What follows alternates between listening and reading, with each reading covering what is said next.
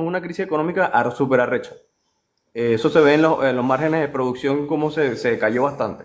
Entonces, ¿por qué? Porque hay personas que son coherentes, que, coño, tú ves la parcialización es cuando no busca tampoco esa persona. Y hay líderes actuales que fueron a hacer lobby internacional y que son los líderes actuales de la oposición que promovieron sabían el impacto que iba a tener económicamente en Venezuela, hicieron todo eso y no se busca, no se dice nada de ello. A mí me resulta preocupante para la lógica de un debate. Bien. Bueno, primero, el país ya venía en una debacle económica sin precedentes en nuestra historia antes de las llamadas sanciones. Yo te invito a que revises las cifras de cómo iba cayendo la economía, de cómo iba cayendo la productividad en muchas empresas, incluyendo en PDVSA y en las empresas básicas de Guayana desde el 2012 en adelante, cuando comenzó una política de nacionalización por parte del comandante presidente eterno, ¿no? Eso en primer orden. Cuando existía la enorme escasez que tú estás mencionando, que yo creo que alcanzó el pico 2015, que creo que fue el año más terrible de esta crisis, donde la gente tenía que hacer una cola humillante de 4 y 5 horas para simplemente comprar un pollo. En ese tiempo no había bloqueo, ni sanciones, ni medidas coercitivas unilaterales como tú mencionas. Eso comenzó oficialmente en contra de la empresa petrolera a partir de 2019. Correcto. En ese momento, la justificación y el eufemismo, porque creo que es un eufemismo, era la guerra económica. Yo no creo que era guerra económica, yo creo que eran malas políticas, expropiaciones, ¿no? Estatización, destrucción del aparato productivo, expropiaciones de empresas realmente productivas que derivaron en miseria, corrupción y robo, que generaron semejante explosión económica que puso al venezolano de a pie, ¿no?, a pagar los errores de unas políticas nefastas, incluyendo también la política monetaria. ¿No te acuerdas de la devaluación? ¿Cuántos ceros se le quitó a la moneda? Sanciones, bloqueos, medidas coercitivas unilaterales es otro eufemismo más para esconder la desgracia y eh, la política nefasta y promiscua del chavismo, donde la ilegalidad, la corrupción, ¿no?, han sido un eje central del accionar. Porque te recuerdo, mi estimado Jorge, camarada, que en medio de esa política, como tú dices que eres de PDVSA, ¿no? Bueno, está bien. De esa política de sanciones, bloqueos, medidas coercitivas y unilaterales, se robaron nada más y nada menos de PDVSA unos 23.000 millones de dólares. ¿Qué hubiese pasado si esos 23.000 millones de dólares, que no es cualquier cifra, mi estimado Jorge, eso es el presupuesto nacional por lo menos 3 veces, ¿no?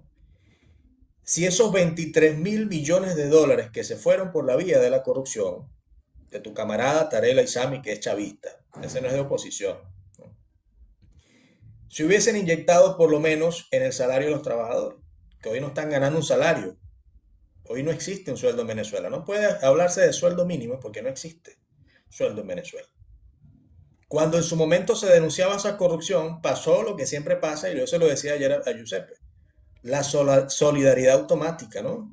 Y todos banalizaban las denuncias que hacían en contra de Talera y Sami, y el que denunciara eso iba preso, incluyendo los trabajadores de PDVSA. Fueron presos cuando osaron en denunciar al hijo de Chávez, Tarek El Aissami. Por otra parte, mi estimado amigo, yo sé que las medidas coercitivas unilaterales y todo el asunto que tú quieras, si hacen daño a la economía nacional. Es más, yo las rechazo. Las rechazo porque creo que son políticas que no han derivado en el objetivo fundamental, que es por lo menos sacar un gobierno dictatorial. En Cuba, bueno, 60 años con un bloqueo, y eso ha servido para que la dictadura cubana siga justificando hasta lo injustificable, como pasa con el chavismo. El chavismo justifica absolutamente todo, incluyendo la corrupción, las malas políticas, las estatizaciones, el lavado de activos, tantas cosas, con el eufemismo de sanciones, bloqueos, medidas coercitivas y unilaterales. Pero te digo más, Jorge. ¿Quiénes son los responsables de mantener una política internacional, una política petrolera, una diplomacia sana para un país? Es el gobierno, no es la oposición. La oposición puede hacer las gestiones que sea, pero si el gobierno chavista hubiese cultivado una relación sana con el mundo, una relación sana y transparente con nuestro principal socio comercial, que son los Estados Unidos de Norteamérica. Todas las refinerías, y tú debes saber porque eres de materia petrolera, todas las refinerías que están en el país fueron construidas gracias a esa alianza con Estados Unidos, en la Cuarta República. En la Quinta República no ha Claro. construido ni una sola refinería, permíteme. China no ha construido ni siquiera una sola refinería.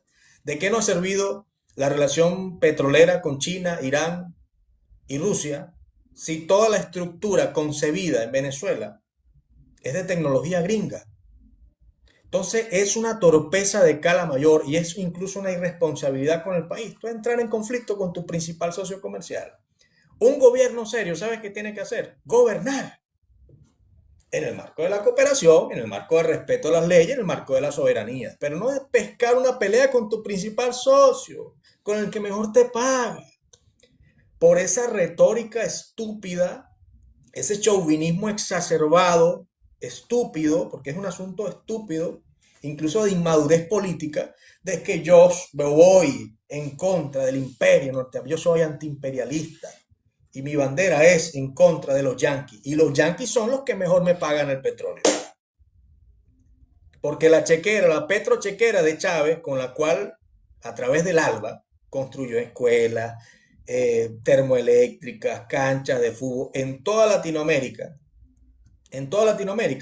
era la chequera de los petrodólares que le pagaban los mismos gringos, haciendo política anti-yanqui con el dinero que le pagaban los gringos por la venta del petróleo. Coño, esto sí es machete. Está impresionante. Un gobernante, hermano. Yo fuera presidente de un país, yo me dedico a gobernar, no a pescar peleas con mis socios. ¿Qué está haciendo Alfán Ali ahí en Guyana? Está gobernando. Hermano, pero Le recuerda, vende petróleo, recuerda que permíteme, por favor, permíteme, hermano. Le vende petróleo a el los gringos, gobierno, le vende creo que petróleo a hicieron los un golpe de gringos, estado, ¿no? ¿No recuerdas? negocia con el mundo, y tú sabes cuáles son, en qué está derivando eso, compañero. En esa política de gobernar para la ciudadanía y no por un sueño loco y megalómano de irse en contra de los yanquis. ¿En qué está derivando eso? En que Guyana este año, por eh, cifras del mismo Fondo Monetario Internacional, está predestinada a ser el país con mayor crecimiento de su Producto Interno Bruto este año. ¿Y tú sabes cuál es el último país con el peor crecimiento y con la mayor inflación? Venezuela. Compadre, por donde tú busques, por donde tú enfoques el asunto, hay una sola responsabilidad. Estos señores, compadre, han gobernado acumulando el mayor poder histórico de la historia de gobierno alguno que haya pasado en Venezuela. Ni siquiera Pérez Jiménez. Cuentan con consejos comunales, consejos legislativos, cámaras municipales, alcaldías, todos los poderes, fuerzas armadas, todos son chavistas. No hay independencia de poderes en Venezuela. Y sin embargo, tú me vienes a decir acá, hermano, responsablemente, que estos señores con todo el poder, con la mayor renta petrolera de nuestra historia, 700.000 millones de dólares ingresaron solamente en la era de Rafael Ramírez. Lo dijo el mismo Rafael Ramírez, un chavista, no lo dije yo. Eso era para reconstruir a Europa por lo menos 10 veces, hermano. Y sin embargo, estamos en una recesión sin precedentes, un país sin salario, con relaciones poco potables. Y sin embargo, me vienen a decir a mí que no los han dejado gobernar. Las sanciones y bloqueos comenzaron luego de que estos señores le dieron el principalísimo gran zarpazo a la democracia en Venezuela, que fue irse en contra de la voluntad del pueblo cuando eligió masivamente una Asamblea Nacional distinta, que fue la Asamblea Nacional del 2015. De los diputados de Amazonas, todo el asunto y todo lo que armaron, ¿no? Con ese aquelarre, que es el bufete de Nicolás Maduro, que es el Tribunal Supremo de Justicia, donde van a parar todas las marramucias, se esconden tras las togas de los magistrados para hacer lo que les da la gana, incluso robarse una elección. Bueno, en ese momento le dieron un golpe a la voluntad del pueblo al llamar a una Asamblea Nacional Constituyente ilegal, ilegítima, irrita. Y tengo las justificaciones constitucionales para decirte que eso es así. 347, 348, 349 de la Constitución. Una Asamblea Nacional Constituyente está concebida para redactar una constitución, reformar el Estado, crear un nuevo marco jurídico. Esa Asamblea Nacional Constituyente del 2017, a la cual ellos llamaron, y ahí se rompió prácticamente el poco hilo constitucional que quedaba en Venezuela. Y ahí comenzaron las sanciones. Lo que menos hizo fue redactar una nueva constitución. No la redactaron. Comenzaron a legislar, a nombrar, o sea, lo que hace una Asamblea Nacional Constituida, que es distinto, que tiene la facultad de aprobar presupuestos, legislar todo. Entonces, esa Asamblea Nacional Constituyente, ilegal, ilegítima, le dio un golpe a la voluntad del pueblo. Además, esa Asamblea Nacional Constituyente, que ya era por esencia ilegal e ilegítima y no derivó en la redacción de una constitución, que es lo que dice la Constitución. Dentro de la Constitución todo, fuera de la Constitución nada. Llamó a una elección ilegal y legítima, porque esa Asamblea Nacional no tiene esa facultad, esa Asamblea Nacional Constituyente, y además no tenía la legalidad para eso. Todo mal. Todo mal. Es un caldo de cultivo que han creado ellos mismos y que ha derivado en esta desgracia que tenemos. Después de eso, por supuesto, el imperio dijo, bueno, sanciones y bloqueo. Esto es una dictadura. Que estemos de acuerdo o no, que sean acciones, medidas, yo te dije que no estoy de acuerdo, que sean acciones y medidas al margen de la ética política, bueno, está bien, eso podemos discutirlo. Pero los principales responsables de haber arrastrado al país a semejantes niveles de conflictividad son estos señores.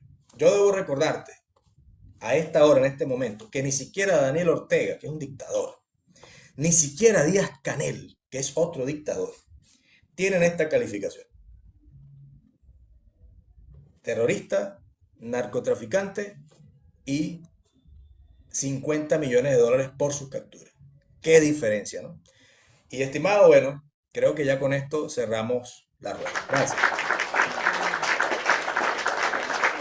Porque ya yo sobre eso no tengo más nada que decir, hermano, ya lo dije todo.